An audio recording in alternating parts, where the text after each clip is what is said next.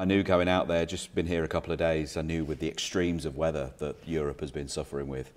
You come here, you could be in Dubai. You know, the temperature and humidity outside is immense. Knew that playing conditions were going to be very, very difficult, and they proved to be, and I think we both struggled. And in the end, perhaps my experience of getting the ball round when conditions are difficult proved to be the saving grace in the end. It also didn't help that I forgot to put my contact lenses in before I left the hotel. And so when I was looking at a ball, I was seeing more than one. That didn't help either. Now, I know you've always been someone to try and innovate a little bit, and you were telling us just there that obviously with the differences in conditions in different places around the world, there are different requirements for equipment. And I hear you've got a couple of things in development having different sorts of cues for different conditions. Tell us a bit about that. Yeah, I experimented a few years ago. I got John Paris, who's, you know, for me the best cue maker in the world. Very happy to, you know, represent him around the world when we play. And was using some inserts that he made for me which added or reduced the mass of the cue, which then changes what we call cue ball deflection when playing with side spin. And it's that the conditions out there, the atmospheric conditions, can affect. So my plan is to, you know, I've got some cues being made by John. They're very nearly ready.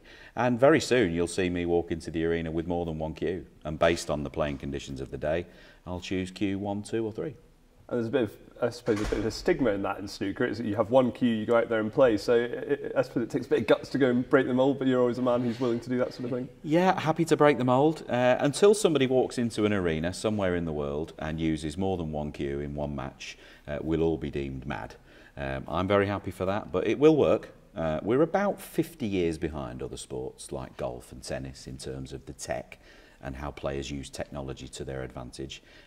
Golf professional friends of mine think we as snooker players are like cavemen when we expect that one cue to perform the same everywhere around the world. It's just madness. So it's not ready yet, but it's coming. And in an interview we did recently, you were saying you've got to the point now where you feel that you're playing your best ever snooker. Could this innovation maybe even take you a level higher? I suppose you're always looking to try and improve.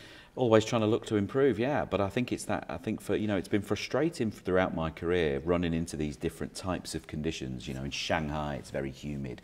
This week here the temperatures are off the scale, and that affects the cloth and the balls and the way the balls spin around the table. It's been incredibly frustrating just having to accept it and move on.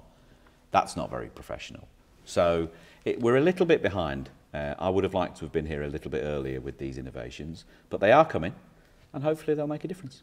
And finally, just away from these innovations, in terms of you saying you feel you're almost like the complete player now in terms of what you've been trying to achieve throughout your career, can you put your finger on specifically what it is that's got you there in just recent times? What change do you think has took you to that point? I think the biggest change for me has been in myself, just as a person, and my, you know, emotions, keeping my emotions in check. You know, I don't ever now get out there in the arena and don't get too excited. I don't get too down on myself. When good things happen, I try and keep a lid, and when it goes really badly wrong, I try and keep a lid as well. The amount of matches that I've lost where I've just beat myself, probably took me 20 years too long to learn it, but I did learn it eventually.